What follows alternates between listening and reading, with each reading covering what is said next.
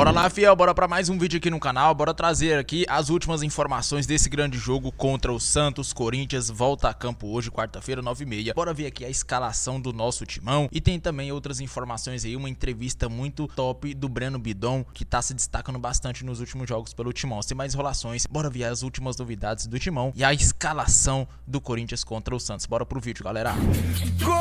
Começando o Globo Esporte, muito boa tarde, vocês já viram que o Globo Esporte hoje está em ritmo de clássico, porque é isso, olha que delícia, você vai voltar do trabalho, vai ficar com sua família, vai jantar e antes de dormir vai assistir Santos e Corinthians aqui na tela da Globo, 9h30 da noite. Que delícia ter um clássico de quarta-feira nessa volta do Brasileirão, que saudade que a gente tava do Brasileirão. E a gente vai pra Vila Belmiro agora falar com Amanda Barbosa, Amandinha. Mas Amandinha, vamos falar agora das informações do Corinthians, né? Que inclusive tá cheio de desfalque por lá, né? É isso, Fred. Tem muitos, né? A gente começa pelo técnico Dorival, que vai cumprir suspensão nessa partida. Então, o Lucas Silvestre é quem vai comandar o time à beira do gramado no clássico hoje. Mas também tem outras ausências, né? Não vai contar com o Matheus Bidu, também suspenso. O Hugo Souza cumpre suspensão nessa partida, mas também está voltando aí com a seleção da Ásia da data FIFA. Não estaria, de qualquer forma, nessa partida, né?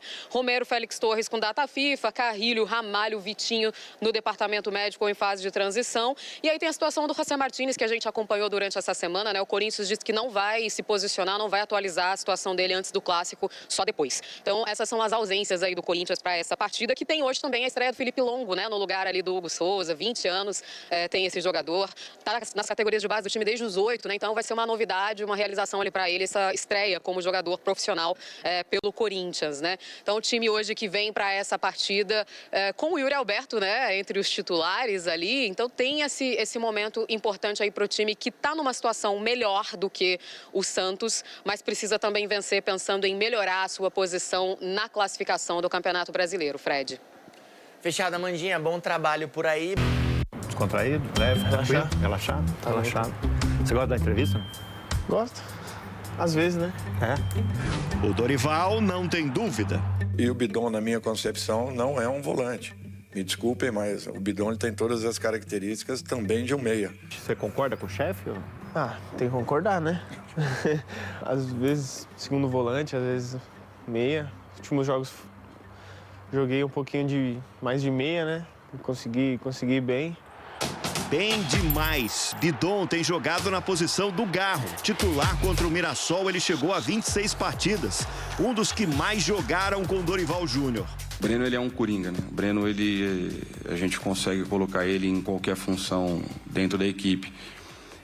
Em alguns momentos ele joga pelo lado direito, em outros pelo lado esquerdo, é um pouco mais avançado. A gente baixa ele para poder fazer as saídas. Você chegou aqui com 14 anos, é isso? Cheguei com 14. Campeão da Copinha. Mudou a sua perspectiva de pressão, assim, ou não? Que a pressão é natural, a gente tem que saber lidar com isso. Se não souber lidar com a pressão, não consegue jogar. E acredito que a gente vem aprendendo desde novo, né? Na Copinha mesmo, a gente teve... Sempre que a gente tinha jogo na Copinha, a torcida enchia o estádio. O Dorival dá bronca, porque assim, com a gente ele é tudo gente boa, a gente nunca viu, mas como é que é o Dorival ali? Tem que dar bronca, né? Mas ele é bravo assim? Não, tipo... ele é tranquilão. Ele deixa mais pro Lucas, né? Dá bronca, mas... o Lucas terceiriza, vai lá e dá bronca nos caras lá. Não, mas tem que dar bronca, né, às vezes, né? Dá pra ser só bonzinho, né? Como é que é a história que a sua professora te mudava de lugar pra você ficar olhando pra quadra? É isso? Tem essa história mesmo? É que a minha sala era na frente da quadra. Uhum. E aí eu ficava numa cadeira que ficava bem na frente da porta, então eu acabava não prestando muita atenção na aula, né? Aí ela tinha que me trocar de lugar, né? Não façam isso, tá, criançada? A entrevista estava rolando tranquila quando Fabinho Soldado, executivo de futebol do Corinthians, trouxe revelações. Mas ele bota apelido nos companheiros. Não é fácil, não. Boa. Isso. Não, isso aí a gente não fala, né? Isso aí a gente só faz, né? O chefe veio aqui, você vai ter que falar. Vamos falar só um, então. Só um? Vai. É que ele não gosta. Fala. Tem o do Bidu. Qual que é? Cap. Que? Cap. Cap? De capivara. Ele parece uma capivara. Ele não gosta. Ele não gosta? Não gosta, ele vai ficar bravo. Bidu, desculpa, mas olha quem tá ali. Olha lá. Olha quem tá lá. Olha quem tá lá. Bidu, tá falando bem de você aqui, Falou bem de você. Falei bem, irmão. Mal sabe. Depois ele vê. Que ruim. Mas vamos focar aqui, seriedade. Hoje tem Santos, jogo grande. Acredito que o time tá bem preparado, a gente está se preparando muito bem, os treinos estão sendo muito bons. Eu acredito que a gente tem tudo para fazer um grande jogo, né? Última tentativa, não vai sair mais apelido de ninguém, não? Não, deixa só o Duvido que ele já vai ficar bravo. Deixa o dele. Tá bom, o Dudu pagou o pato. Valeu, irmão, obrigado. Boa Obrigado sorte vocês, pra você, viu? tá? Obrigado pela Obrigadão. falar mais alguma coisa? Tamo junto.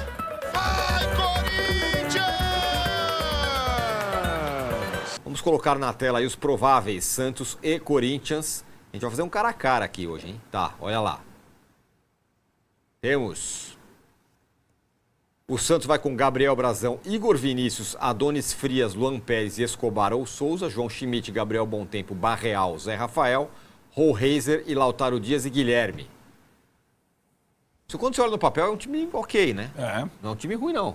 Mas ponto Não é pra que é estar bom, em antipeno, sei lá, uma posição acima do Z4. né? É. E o Corinthians, olha, C5.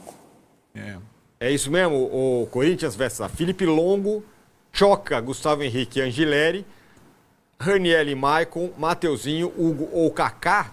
Kaká, é? É, a história é basicamente... Midon, Guinegão e Yuri Alberto. Vamos lá, a história é a seguinte. Se o Kaká for pra zaga, o Angileri vai pra ala. Por isso que tá ali e o Hugo sai do time. Se ele for com o Hugo na ala esquerda, o Kaká não precisa entrar, o Angileri continua como zagueiro, como tá no campinho. Aí os outros dois volantes, o Bidon de 10, na frente Guinegão e Yuri Alberto. No banco, o Memphis e o Garro devem começar a partida no banco de reservas. O Memphis por estar voltando lá da Europa e o Garro pelo tempo que ficou parado por conta da panturrilha. Ou são 6 jogadores fora, o Bidu suspenso, o Hugo Souza suspenso e viajando, e mais o Carrilho ainda machucado. Martins sumiu. E o Martins sumido e o André Ramalho também ainda em transição. Mas eu acho que contra o Atlético praticamente todo mundo fica à disposição, a não ser que alguém tome o cartão hoje. A curiosidade que fica, o Santos soltou a lista de relacionados e ele meio que deu uma destacada na arte, quem era menino da Vila. Sim. São 6 meninos da Vila entre os relacionados. O Corinthians tem 12 jogadores da base dos 24. E se você contar o Michael, que já tem 27, mas nasceu no clube, são 13 de 24 meninos que foram relacionados e estarão na Vila Belmiro. É um número bem que chama atenção, né? Metade sendo ocupado aí por garotos. Corinthians precisando vencer para poder ter uma pontuação minimamente tranquila para poder depois jogar a Copa do Brasil em paz. Aliás, a CBF soltou agora há pouco a data, dia 22, quarta que vem, sorteio dos mandos. E como vai estar perto, ela não vai fazer aquela coisa de sorteio da semi e sorteio da final. Numa pancada só, os 2 sorteios. Então já vai saber quem passar de Corinthians e Cruzeiro, quem manda e depois se faz a final em caso ou não. E a mesma coisa acontece do outro lado, Vasco e Fluminense, quarta-feira, 5 da tarde, na sede da CBF, vai ter o anúncio dos sorteios. Certo. Os números, os últimos 5 jogos entre Corinthians e Santos, olho na tela. E Dorival fora do banco de novo, hein, que ele cumpre o segundo jogo de suspensão. 3 vitórias do Corinthians, uma do Santos, um empate, aproveitamento de 67% contra 27,1% do Santos. É uma diferença bastante relevante, hein, Fessa? Nos 3 jogos do ano, tudo bem que os 3 foram na Neoquímica Arena e Itaquera, o Corinthians ganhou os 3. Então é a 4ª oportunidade que as duas equipes se enfrentam. Em brasileiros, o Corinthians não perde desde a pandemia do Santos, já são 7 jogos sem perder do Santos em Campeonato Brasileiro, seja em Itaquera ou na Vila Belmiro. Então é um Corinthians aí que vai indo bem até então com o Santos. O Yuri Alberto sempre fazendo muito gol, né? Você vê qualquer santista falando, lá vem esse cara de novo, lá vem esse cara de novo. Ele tem números muito altos de gols contra o Santos, contra o Inter também, suas 2 ex-equipes, ele tem um número muito alto de gols. Então é uma esperança do torcedor corintiano. O Guinegão está muito bem também e o Memphis estará no banco. Estou imaginando que ele vai suportar ali jogar uma meia hora depois para o segundo tempo e aí sim, todo mundo ficando à disposição em casa sábado contra o Atlético Mineiro em casa. Você acha que o Memphis vai jogar? Acho que não, hein? Agora já tá meio claro, né? Eu acho que... Depois da chiadeira, né? Eu acho que tem a O chiadeira Memphis, né? na volta da outra data FIFA. Ah, sim. Lembra? Mas, na verdade, ele não vai jogar porque o Guinegão tá melhor que ele fisicamente hoje, para jogar. Hoje, eu acho que se o... eu quero jogar, professor. O Dorival, com todo respeito, você começa no banco, porque estamos treinando a semana inteira e o negócio tá dando certo. Vocês viram a declaração do Raikkonen sobre o Memphis? Não. Ele falou o seguinte: o Memphis é legal, faz muito gol e tal, mas é um jogador que faz poucos gols importantes. Ele é o maior artilheiro da história da seleção holandesa. O Versa vai mandar o Raika para aquele lugar, hein? Porque, mas é que aí... Ele pensou. Peraí, Ele não pôde falar, mas ele pensou. Ele ia falar. Não, mas se deixaram eu falar. Chegou aqui, ó. A questão é, voltou. quais são os jogos importantes que a Holanda participou? Essa é a minha... tem que colocar o contexto do time nessa história. Ela foi para o quê? Uma final de Copa? Não foi. Ela, entendeu? O que ele considera... Que foi destaque numa Eurocopa que ele... Então, o que ela considera? Sei lá, uma semifinal de Eurocopa? Ele precisa fazer a diferença? A minha questão é essa, porque a seleção da Holanda não é uma seleção vencedora por essência, ou é? Não é. Mas tá sempre na... Ela tá sempre... Nesse contexto, normalmente acontece jogadores dessa geração anterior, aliás, baita geração da Holanda, Gullit, Rijkaard, Van Basten, etc., eles jogavam menos partidas pelas seleções do que os caras atuais. Todos os caras atuais vão bater recordes de gol. Isso. Todos. Neymar passou Pelé. Neymar passou Pelé, né? Então, acho que talvez ele tenha... O Neymar também não fez tantos gols importantes, se você for pensar. Importantes, né? Mas passou o Pelé e tal. Sim, passou pode Pelé. ser que seja um pouco isso. E tem aquela coisa dos ex-jogadores... É claro que não são todos, obviamente. Não estou falando que são todos. Advogado. Contra, porque eu sou o último campeão do mundo. Sim. Daqui a pouco pinto X aí, vão esquecer de mim. Então, a brincadeira dele, talvez é um pouco isso dos ex-jogadores, de que vão sempre ter um olhar meio... sei lá, enviesado ali com os atuais representantes da seleção também, né? Agora, Becker está solicitando que eu devolva a flanela ao ombro do... Laranja. Põe a laranjinha aí. Agora, o Garro fica no banco também. Porque é voltando de panturrilha, né? Então já são, acho que mais de 15 dias, 20 dias pelo menos fora. Faz até um pouco sentido voltar, ganha alguns minutos, vai ganhando minuto de novo. É assim que o jogador normalmente está voltando. Quase ninguém volta do nada e titular. É muito difícil isso acontecer. Então, é mais uma questão dessa. Esse jogo, ele é parecido, Massa, Sim. com o Galo e Cruzeiro. Porque é um jogo que interessa muito para um time e nada para o outro, praticamente. No caso do Galo, por situação, circunstâncias diferentes. O Galo está lá embaixo, não vai acontecer nada com o Galo. E o Cruzeiro ainda sonha... o Galo... colocando já o Cruzeiro mirando a semifinal como o Corinthians. Não, o Cruzeiro no Brasileiro. Esse Cruzeiro e Galo que acontece hoje, Galo e Cruzeiro, é um jogo que interessa muito para o Cruzeiro e para o Galo pouco. Embora seja em casa e tudo mais. E no caso do Santos, é a mesma coisa. O Santos precisa ganhar desesperadamente, o Corinthians nem tanto. Eu acho que os dois mandantes precisam ganhar mais. Santos e Galo. Sem dúvida. Mais ou menos como o Botafogo e o Flamengo também. Até pela situação, eu acho que é diferente, porque o Botafogo está meio... confortávelzão. Tá lutando pela Libertadores. E o Galo tem a Sul-Americana, ele precisava pontuar rápido no Brasileiro para tentar jogar a Sul-Americana. Enfim, tudo bem, esquecendo as comparações. É um jogo muito importante para o Santos. Não, entendo, mas a comparação é válida se o Galo não tivesse um jogo a menos, que dá um refresco. Agora, tem uma sequência brutal do Cruzeiro em cima dele. Entendeu? A gente sabe como funciona a polarização. Galo, Cruzeiro, Grêmio, Inter, é duro. E o Galo foi destroçado pelo Cruzeiro na Copa do Brasil em 2 jogos. E o jogo não foi uma vitória... Só uma correção, não foi o Wright, foi o Gullit que falou, tá? Tá.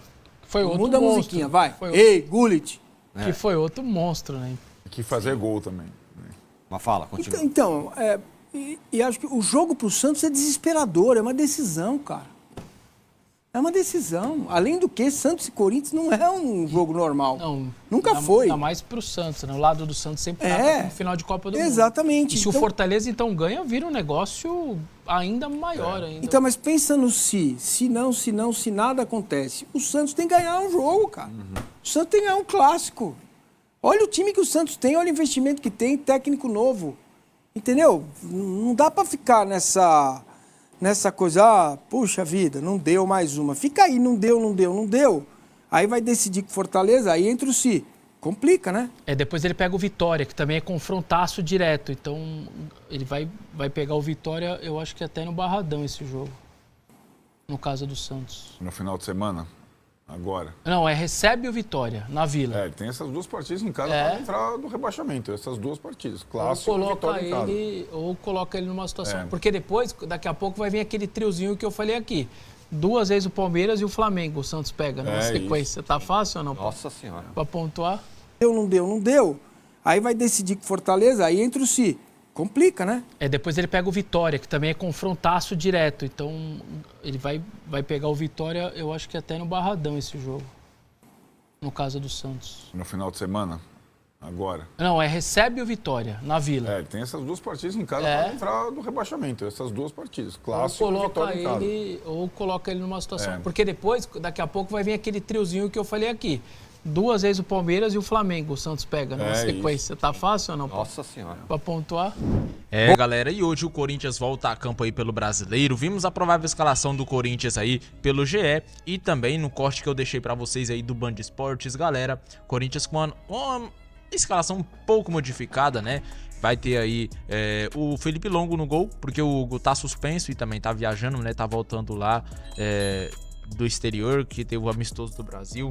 E galera, temos também uma novidade muito boa aí, que é o Felipe Longo, né? Felipe Longo nunca jogou no profissional, primeiro jogo dele, vamos torcer para que ele vá bem nessa partida. Também tem outra mudança, que é a questão do lateral esquerdo, Matheus Bidu suspenso, Anrileri volta para o time titular. E pessoal, eu acredito que vai ser um jogo muito pegado, difícil, porque é clássico, mas eu acredito que o Corinthians vai sair vencedor.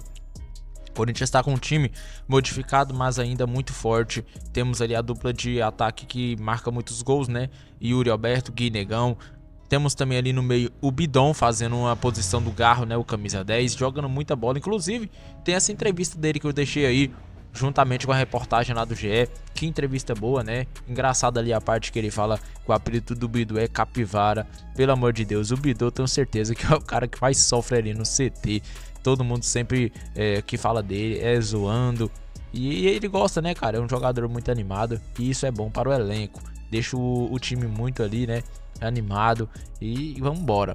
Comenta aí, galera. Pra você, qual vai ser o seu palpite no jogo de hoje mais tarde? Na minha opinião, o jogo vai ser muito pegado. Chance para os dois lados. Mas eu acredito que o Corinthians vai ser eficiente, mesmo jogando na casa do Santos, e vai vencer por 1-0. Agora, galera, comenta aqui abaixo nos comentários qual o seu palpite, quanto você acha que vai ser a partida e quem vai marcar os gols. Para mim é 1-0 Corinthians, lei do ex, gol do Yuri Alberto.